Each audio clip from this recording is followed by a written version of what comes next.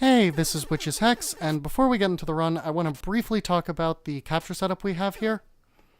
So, this Virtual Boy is modified with a circuit board made by the incredibly talented Furtek that hijacks the video signal and converts it to VGA, which it outputs. So we can capture this in any way we can capture VGA, which is quite a number of ways.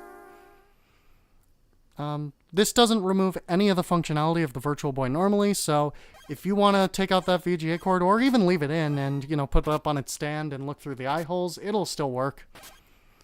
In addition to that, we have this button on the back that unfortunately you can't really see from the angle I had to record this from. But this button will let us switch color palettes since the Virtual Boy doesn't actually have a color assigned to its video signal. It only turns red when it projects it. So I have it set to the, familiar red, but we can also make it yellow, we can make it green, we can make it cyan, we can make it dark blue, we can make it purple, which is my personal favorite, we can make it black and white, and we can make it white on black. So I hope you enjoy the run. Hey, so this game, Jack Bros, is the first Shin Megami Tensei game, which is a game that has become a cult hit over the last few years. It's the first one to actually make it West, which is a funny little coincidence for this, small action platformer for the Virtual Boy of all consoles. But it's a really fun game that, because of its console, has gotten completely overlooked by most people. Anyway, the premise is pretty simple. The Jacks are trapped in this labyrinth, they need to get home. Every floor of the labyrinth has a, exit. You need to pick up all the keys, get to the exit, jump down to the next floor, and repeat. You might notice that little orb on the left there. That's one of the few items in this game. I'll explain the items as they come up. But the orb is probably our best friend in terms of items. It will let us damage boost a bunch of times because it absorbs a hit, which is more valuable than it sounds even, because it also cancels out the damage animation.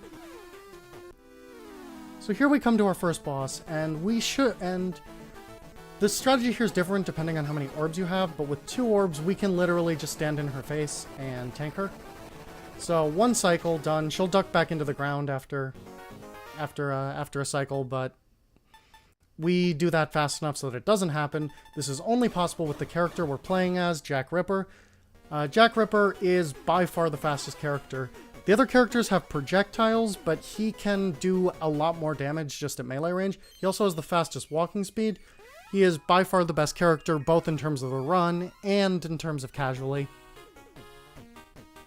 So here you'll notice that enemies can sometimes hold keys. If you look at the minimap, you'll see where all the enemy placements are, or where all the key placements are, rather, excuse me.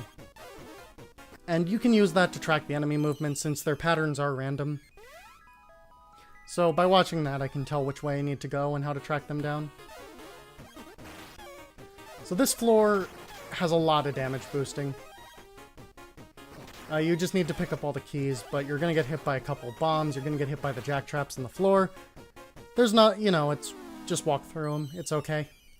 So that goblin on the left, if it goes right, we're going to go kill the goblin and pick up the key it's holding first. Otherwise, we're going to go hit this invincibility potion. And this potion has 2 effects. 1, it makes us go really fast. 2, it makes us kill anything we touch. So we're going to get it, and we're going to pick up that key and go on down to the next floor right away. So here we have our first block pushing puzzle. They're exactly what you'd expect. This first one is, kind of our simple little tutorial to block pushers. But we'll get some more complicated ones later in the run. So here we come to our second boss. And this boss can be a little meaner than it looks. With that attack right there, if you hit it with your knife, you will bounce back and have to kind of walk back over. It's really slow, so that's why I took the hit. Anyway, boss goes down. As you may or may not have noticed, the health does not carry over between floors, so we don't have to worry about how much health we have at the end, so long as we kill the boss.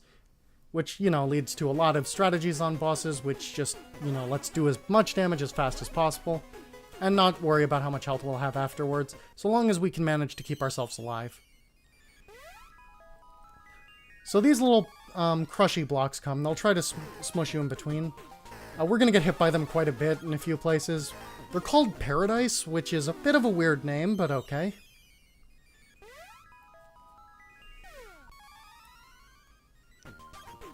So this puzzle, you can actually fail and have to redo the room, so they introduced a mechanic to go back up a floor. Doesn't matter to us, we know the answer to the puzzle. So this room is actually pretty interesting, as you might be able to tell in a second if you keep your eye on the minimap. This floor has 2 exits. It's the first floor so far to have 2 exits. Both of them will lead to the end of the stage. One of them's not fake or anything, but the bottom path is faster. We actually used to take the top path for a while, but more experimentation found that the bottom one is actually slightly faster. So here are wizards. Wizards shoot a block of ice at you. They're not actually too dangerous. Their block of ice only does 5 damage. The one thing you have to watch out for is you don't want to walk into them because they'll do 30 damage. So this floor introduces another new enemy type. So these are standard enemies with shields. They kind of work like Darknuts do in Zelda. So if I don't hit them from the back or the side, I won't be able to do damage. So I lured them around the corner and did that. I call that corner tricking, when you kind of just barely trick an enemy around the corner. It's mostly useful against these enemies that we're introduced to right now, called poltergeists. Poltergeists run away from you, and they always drop 50 health, which is the biggest health drop you can get in the game. So when the game gives you poltergeists, you want to track them down on some of the harder floors. For this floor, we're more than okay to beat the boss with our current state, so we don't have to go out of our way to get any of these poltergeists. But if I was doing a little worse on health, and then definitely later in the run, I will be picking up more of those. So here we come to our third boss, and this is probably the most annoying boss in the game for Ripper. See, this boss really expects you to have a projectile weapon like the other 2 Jacks have, but you don't. So you basically have to get hit by these bats. Having orbs here actually saves a lot of time, so that's very fortunate. Because it means that we don't have to watch the damage animation and lose out on a lot of our hits. The boss's teleportation pattern is random and the floor is moving. But the strat of staying behind and kind of getting some hits in, it will work.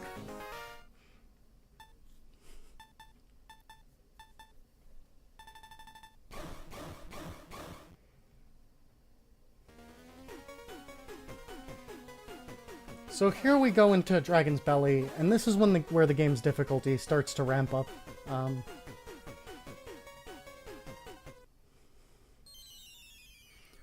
So this floor has a bit of an interesting gimmick. It has the most exits of any floor in the game. So, because we know what we're doing, and have played this game before, we know that the bottom left door is the fastest one. So we're gonna go, or the bottom right door, rather. So we're gonna go around, we're gonna go pick up all the keys. Some of them are being held by these goblins, some of them are just on the floor. And then we're gonna go down the bottom right. And that is a very specific reason that it's the fastest one. And that is because it's not actually the closest to the exit, but it does have this nice invincibility potion. We're going to face away from the Darknut, because we will still bounce off the Darknut. Well, I call them Darknuts, even though they're not actually Darknuts. Just to make sure. Now, we're lucky to have orbs here. This room has a puzzle you're supposed to solve, and depending on how many orbs you have or how much health you have, you might want to solve it, because it's very expensive to try to skip the whole thing. But, you know, you have to go around and take out all of these laser generators, but it's faster to walk through it if you can afford it, and in this run we were able to. It only loses maybe 10 seconds to go around, but hey, that's 10 seconds. So something you might notice that I've been doing is that no matter what on a floor, I will attack. And the reason I always attack is because this game has health bonuses that have this big, long animation screen. And the thing about that is that you obviously don't want that. And one of the ways to get a health bonus is to clear a floor without attacking. So we always want to attack unless we're in a very desperate scenario where we really need that 20 health. There's a few other ways to get them. Not all of them are avoidable. A few of them are just gotten by killing a bunch of enemies fast enough. It's never faster to wait to kill the last enemy, so you just go ahead and do it. But that 20 health bonus should always be avoided.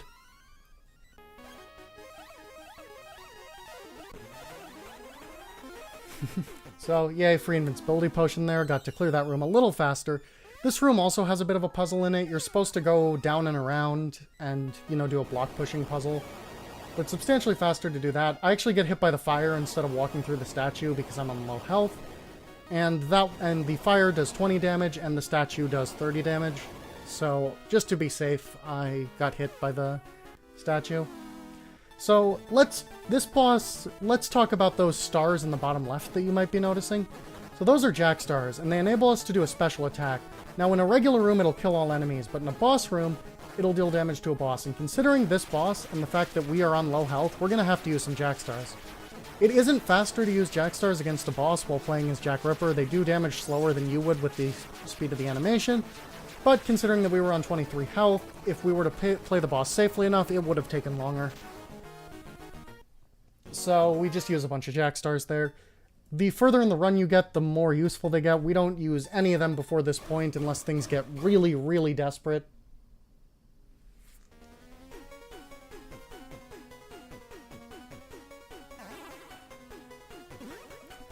So here we are, Mecha Fortress. Shoutouts to the music in this game. Mecha Fortress has an especially good, song for it. Anyway, this floor is a bit interesting. It's perfectly symmetrical on both sides. One side has all the keys, and the other side you go down. You just go down to the exit. There's some spare health and stuff there. If we'll never get the health, but if we're desperate for Jack Stars, if we, had a run where we had to use a lot of them, we can pick up both here. Although for this run, 4 is enough. We're gonna just pick up 1. Especially for the last boss and some specific floors coming up, we need some Jack Stars. So these enemies are angels. They basically throw this ball and chain around at you, but they're harmless. So here's a fun fact about this room. If you just walk and don't stop, you will get hit exactly once and make all the rest of the cycles. It's the fastest way to get through here. So this room has probably the longest unnecessary puzzle in the game. You see those blocks? You need to push them down and around and push them up to block this laser. So it's much faster to just walk through the laser. We're gonna have to walk through it twice. Because we were on a bit low health, there's always a safety health there, and there's always a safety Jack Star on the right side. Because we were a bit low on health, I got the safety health. Yeah, but as you can see, that puzzle would take forever to actually push all the blocks, so we never ever do it. So here's a fun fact. You don't walk fast enough to dodge that last one. The only way we could get around it is to lure it out and then do it again. But that would be very slow, so we don't. So here I'm accidentally going to get hit on purpose by this slime, and the reason I do that is because the fastest way through this room is to walk in a straight line and get hit by all these paradises. But the slime only does 5 damage, whereas the paradises do 20. So it's good not to kill the slime too fast. So here we have an enemy type called Cyclops. We will never encounter a Cyclops, because if we're in a room with a Cyclops, we're going to use a Jack Star. This will instantly kill all enemies on the floor. Now, we will get that special time bonus, but it's much faster than leaving it the way it was. See, Cyclopses hit the, have a thing where they hit the floor, and they'll, like, freeze you in place for a few seconds. And considering there's 3 of them on this floor, it is substantially slower to do anything else. Not to mention, Cyclopses are the only enemy in the game that Ripper can't kill with 1 hit. Because Ripper, it doesn't actually instant kill enemies. Ripper does a set amount of damage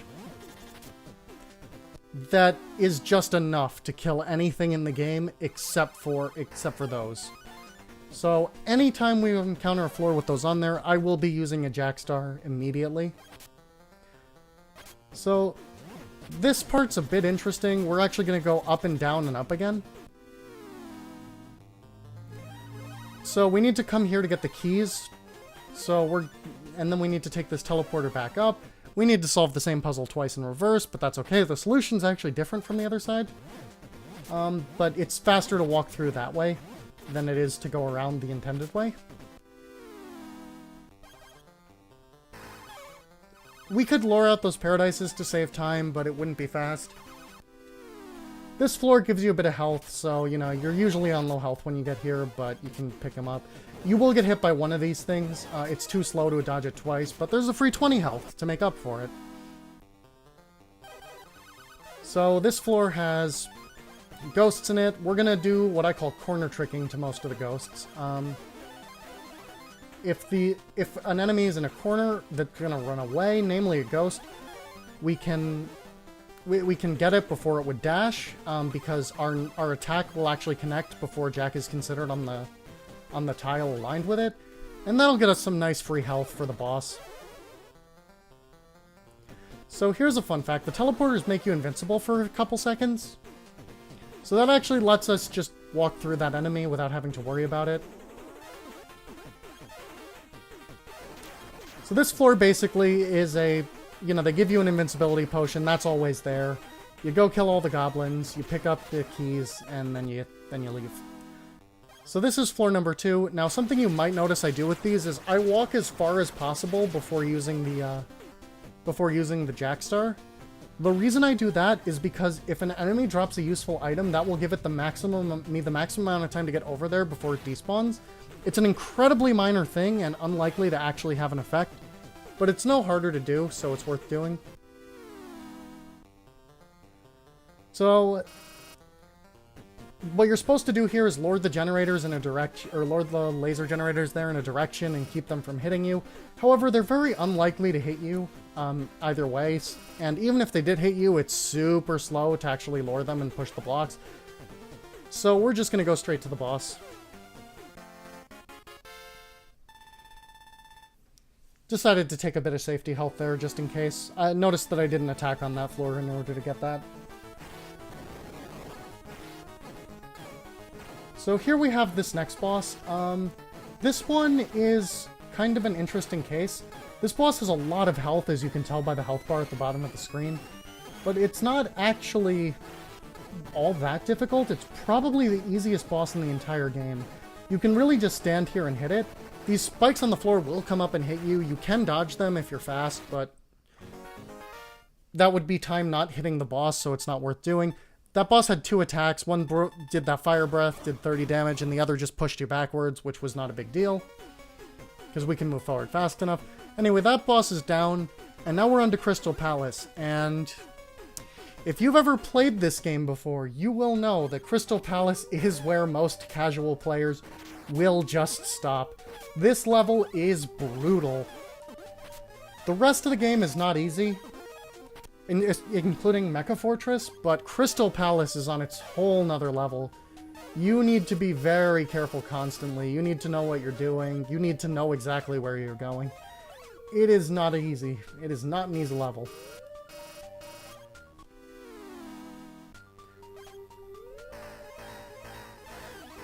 So pay attention to the layout to that room, because there's a little mean trick the game does here.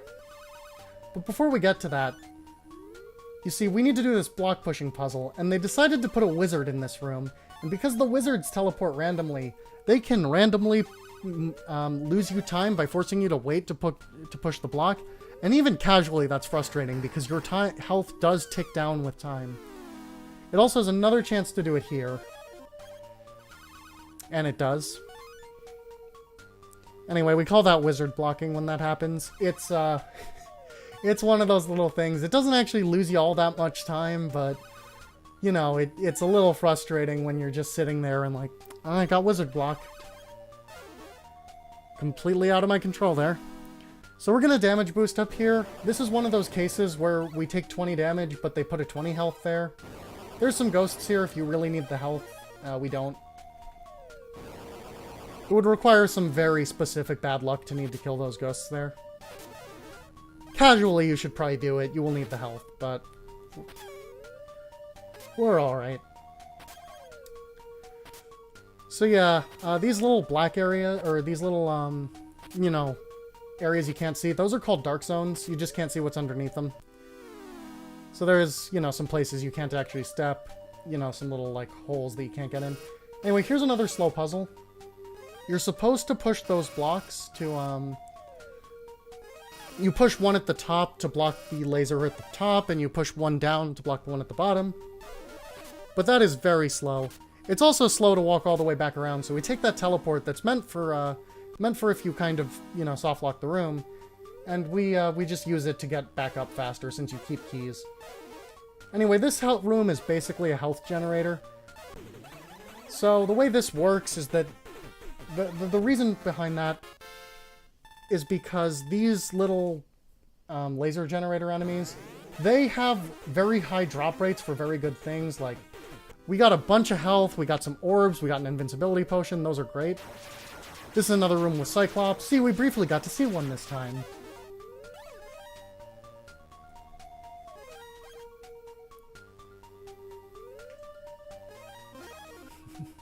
That one dropped to 50 health, which is very nice.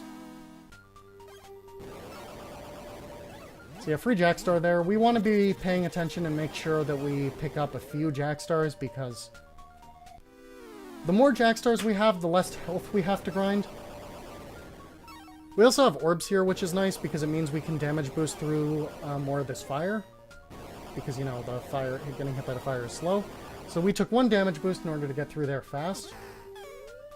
So we're actually going to go up here for a little bit of a safety strap, considering that we aren't doing fantastic on our resources here. So we're going to pick up that invincibility potion. It's always there. We're going to get all the health, and then we're going to go down and get the key, and while everything's invincible, we're going to take everything out. We will get a chance for a lot more health soon, so things aren't as critical as they seem. So we're going to go through this room in a very specific way. I had to wait out that centipede there anyway, so I might as well have picked up the health while I was there.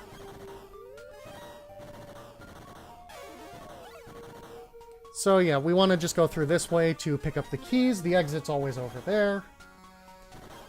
So yeah, we just go down. So, hello, Cyclops. Goodbye, Cyclops. We will have to damage boost in this room, so I might as well get it done with there for that side. Then we'll got it again. We're going to actually lower it down the second time because it doesn't actually lose time with where we were standing. So here we have this floor I like to call the Ghost Hunt. This floor has a large number of poltergeists that just spawn. And a free Jack Star, which, you know, is nice. They always spawn at the same place. You can actually control them by... They respond a bit to which direction you approach them from, so you can always control them. You're supposed to lure them into corners, but it's faster to corner trick them. So we got a bunch.